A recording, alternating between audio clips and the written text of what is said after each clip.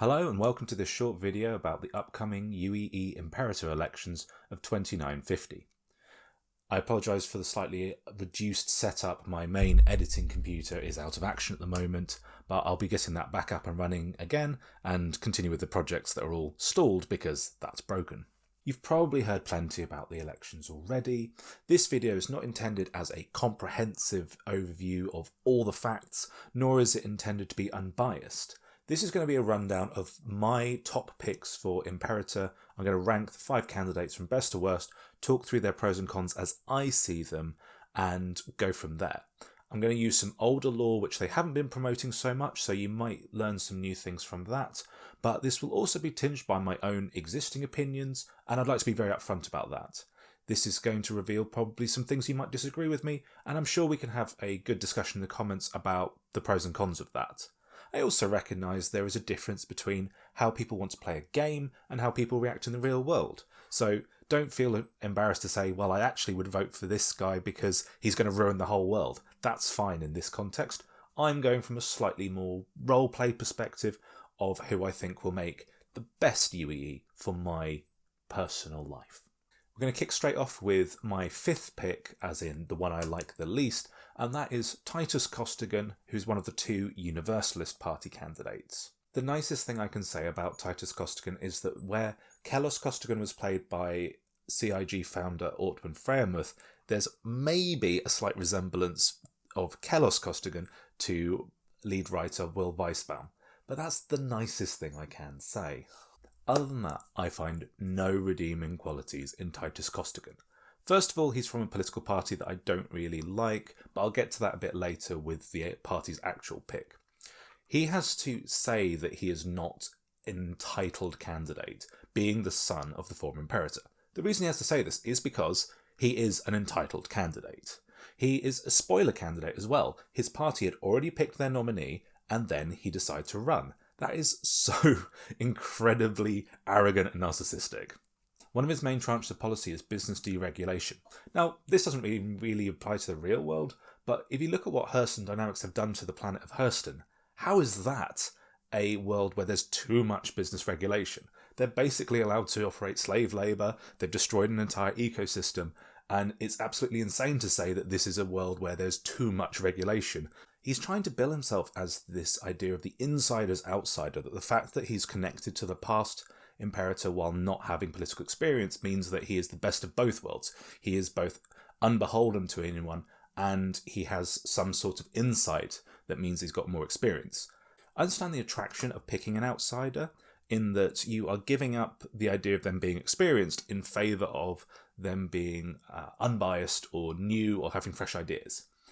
But I think this is completely opposite for Titus Costigan. I think he's very much the outsider's insider. He both is beholden to many things by being from a political dynasty, and he has no political experience. He's only from the private sector. So I think that completely goes against him. He is the worst of both worlds. Finally, let's break down his main policy and how it impacts on me. He wants to deregulate inter-system trade, and that in theory will increase profits for certain companies. That will, in theory, create increased tax revenue, which he's then going to spend on defence, and then I'm supposed to derive a benefit from that defence. But 2 of those steps are predicated upon someone else getting rich first, and predicated upon there not being any tax evasion, and the increased military contracts actually going into things that benefit me. I am not willing for any benefits for me to be predicated on 2 steps of benefit for the rich. I would much rather get a direct benefit from his policies, and he's not offering that. My number 4 picked is Paul Lassalle, who apparently is pronounced Lassalle, not LaSalle, as I've been saying previously. I found 3 positive things about Lassalle's platform. First of all, the Fair Chance Act, there is some valid criticism of it. It's 150 years old, and it was created as a bit of a knee-jerk to a tragedy. That can produce good law, but also it can produce things which are overstepping the mark and need to be reviewed later. The Imperator doesn't have complete power to just throw out the act, so driving some sort of review might be good, might open up some new ways to expand which aren't going to really cost the universe that much. I think he has some good ideas for criminal justice reform. He wants to turn low-level crime into something where you get fined rather than being sent to prison. I think that's a good idea because prison industrial complex tends to turn petty criminals into hardened criminals. Keep treating it more as a fine system for lower level crime is probably going to reduce that sort of escalator that sends people all the way from accidentally bumping someone's ship up to piracy. And finally, he is an experienced politician. I think he knows how to get things done. He's currently the chairman of the Centralist Party, so he knows what he's doing in that role. Now, the cons are that, as I say, he is from the Centralist Party, and that is a party which I don't agree with. There's three main political parties in Star Citizen, and the Centralists are the one that their answer to everything is just privatise, privatise, privatise. Problems with education? Privatise it. Problems with the military? Privatise it. I think there's a place for market economy, but at the same time, you can't just have a one-size-fits-all answer to these problems. You can see this particularly in the Jalan election debate from 4 years ago, that the centralist candidate was just saying privatise all the time. As he's the chair of that party, I think that that would be his answer to a lot of problems that face him as Imperator, so I don't think that's a good idea. Also, I'm just giving a balance on here, but they could go too far with the Fair Chance Act. Removing some of those protections can cause irreversible damage. We'll lose things we'll never get back. So I think that there's a real risk and a possible reward for reviewing that. My number 3 pick is the official Universalist candidate, Ileana Sherrod. First of all, she has what I think is the best policy out of all of the candidates if you just treat it in as a single policy, and I wish my favourite candidate would steal it. She wants to fund an individual infrastructure project for each and every system. I think that's a great idea to bypass problems of who gets what, because everything's going to get something. And also I think that localised decision making is a really good idea for such a diverse empire. She wants to reopen the book on whether we should be funding Synthworld. That's probably a good idea. And as Jared said in the live stream, it could be actually quite cool to play around a Synthworld that never gets finished. She's demonstrably anti-corruption. The UEE has some problems with corruption, and before she came into politics, she was renowned for busting a corruption ring. And finally, she is the current High Advocate. That makes her extremely experienced. It would be kind of a continuity candidate from the current administration. Now, the cons against her is that, as I mentioned, she is actually the official Universalist Party candidate. She was the candidate that was picked by the party before Titus Costigan swooped in. The Universalists are a party that kind of believes that the Empire is structurally okay, and all you need is the right people and the right ideas, and we can make it work. They don't really think that you need a massive structural change to improve things, and that's something I kind of disagree with. They're ultimately quite a socially conservative party, and it's not a party I'd be a member of. I'm not necessarily going to say that they're the worst thing in the world, but it's not something which I completely agree with. Secondly, while she is experienced, that bites both ways, because you could ask, well, why haven't you done these things yet? You've been in this incredible position of power, and you're saying that you are the one to fix the Empire? We've kind of already trusted you in that. She can address that by saying, well, she was following the programme of Kellis Costigan, so she didn't really have that much leeway to do what she really wanted to do. But I think it's fair to say that she is not the change candidate. And finally, I think one of her other flagship policies is a bad idea. She wants to kind of do this sort of civic volunteering thing to replace some Empire services and also make support contingent on volunteering. That's kind of slave labour, and the other way around, this idea of replacing services with volunteering, that was an idea called the Big Society in the UK. It didn't really work out that well. It's essentially just a way of sneakily reducing the services paid for by the government, by our taxes, in a way that then blames the public if they don't want to pick up the slack.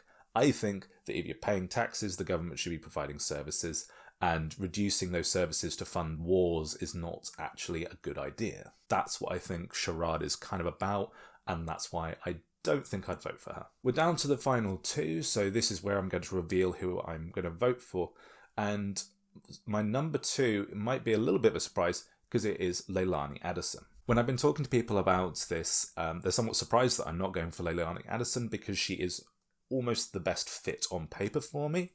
She is first and foremost xenophilic. I'm known for speaking Xi'an, and you'd think that I'd like the candidate who likes aliens the most. She is also a scientist, and I am a scientist. I think having scientists in politics also adds a lot to the debate because they're usually more based on evidence-focused policy, and there have been some very effective And there have been some very effective scientists and politicians in the real world. Furthermore, I think she's very socially aware. She talks about the problems from economic inequality, and I think that resolving issues of economic inequality can be very powerful for uplifting everybody from the bottom to the top. So what's turned me off what could, on paper, be an ideal candidate for me? Well, first of all, she's an independent, which means she doesn't have any real friends in politics at the moment. That could be a good thing, but it could also be a bit risky. We could end up with an Imperator who's powerless and isolated from Congress. She is inexperienced in politics, so it's not like she's independent but she knows what she can get done on her own. She'll be coming to this effectively quite new. I'd worry about her ability to get her policies enacted. She's pro-AI, which a lot of people have talked about as a positive. However, she announced this in a way which really shocked her supporters. People weren't aware of this until quite late in the game. If you think about it, if we had AI in game, a lot of the things that we enjoyed doing wouldn't exist anymore. Why would you send pilots out when you can send out drones? Why would you send out explorers when you can send out probes? None of the gameplay opportunities really gel that well with having good AI. And finally, her general problem is that she has this sort of magic money tree idea that she can just go, we can spend on this, we can spend on this, we can spend on this, without thinking through how you're going to pay for that. That goes into her inexperience, and I think that will be another problem for her actually doing anything. So that leaves Myra No of the Transitionalist Party as my pick for Imperator. The fact that she's the Transitionalist Party does appeal to me a lot. If you look in the Writer's Guide, and if you look in that Jalan debate, the Transitionalists are talking about things like funding education, funding paths to citizenship that don't require military service, funding social services, things that the other parties are quite happy to cut back more and more and more in order to either fund just a military-industrial complex or privatise things at the expense of the public purse. Not only do the Transitionalists want to reform the UEE, but Myra No has been spearheading that in the Senate. She was behind the Governance Modernisation Act, which nearly passed, which is a great accomplishment when you consider that the Transitionalists are actually implied to be a minority party in the Senate. As implied before by my objections to the Universalist Party, I think that structural reform would be good in the UEE. A lot of people don't have a vote because they're civilians. A lot of people don't have a vote because their planet isn't represented in Congress. Their flagship policy of moving the organs of government from Earth to Terra is also, I think, a very good idea. A lot of countries actually have multiple capitals with the organs of government moved between them, such as the Netherlands and South Africa.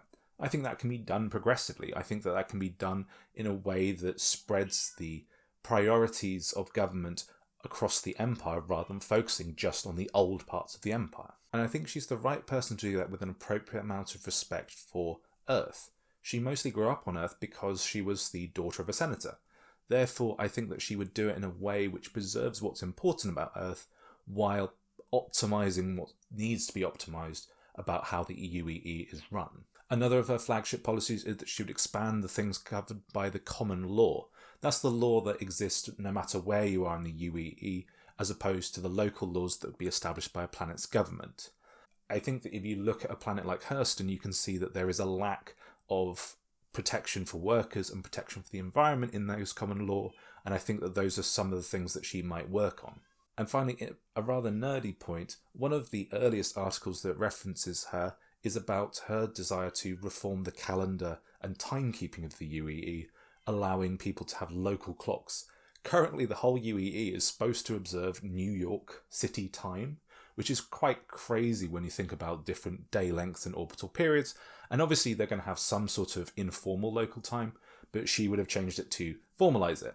And I think that shows a certain amount of... I think that attitude shows a detail-oriented person who is going to identify changes that will make meaningful change to people's lives. And that's the kind of person who I think should be running an empire. So one downside to Myra No has come out during the election. There was a break-in at a house and it was discovered through some documents that were stolen that she's got some links to some companies that she hadn't disclosed. That implies that she might have some sort of corruption plotline brewing.